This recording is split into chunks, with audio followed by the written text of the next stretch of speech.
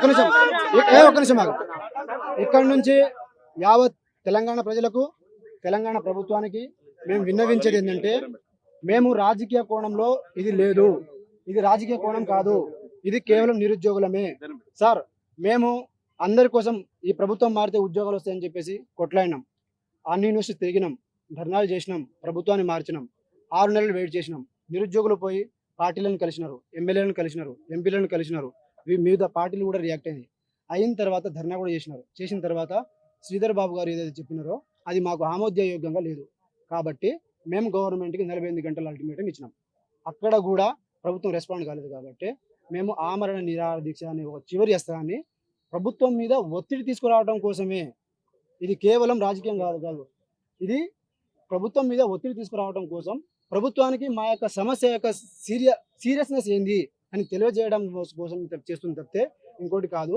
మేము ఇక్కడ చేస్తాం, మమ్మల్ని మీరు దయచేసి సహకరించండి. ఇది అనవసరంగా దీన్ని మీరు అణచివేత చేసే ప్రయత్నం చేస్తే ఇది ఎవరెవరు దీన్ని ఎట్లెట్లా వాడుకుంటారో ఇది నాకంటే మీకే బాగా తెలుసు.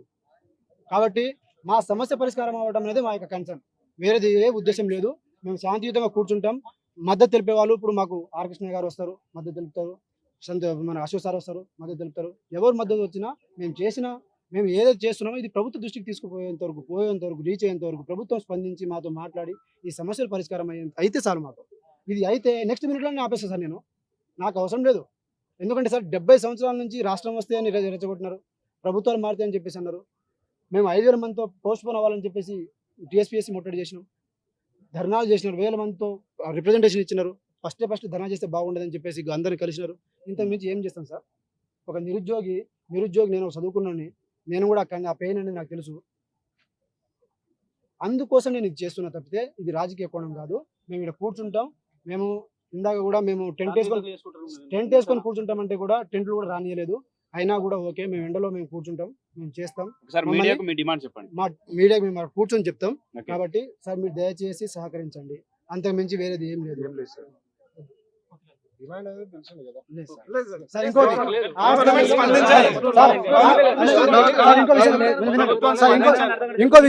ఇంకో విషయం సార్, ఆర్ట్స్ కాలేజీలో సాయంత్రం 5 వరకు ఏ నిరసన తెలిపే హక్కు ఎవరికైనా ఇస్తున్నారు, ఉంది.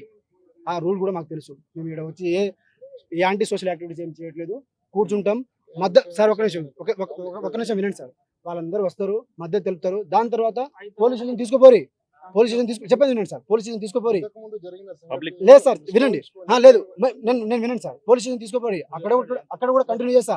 అక్కడ నుంచి నా ఆరోగ్యం ఖరాబ్ అయితే హాస్పిటల్ తీసుకోపోరి, అక్కడ కూడా నేను కంటిన్యూ చేస్తా. కానీ ఇక్కడైతే నాకు అవకాశం ఉందిగా, నాకు ఆ హక్కు ఉందిగా. నా హక్కుని మీరు కాల్ రావడానికి మీరు ఎవరు?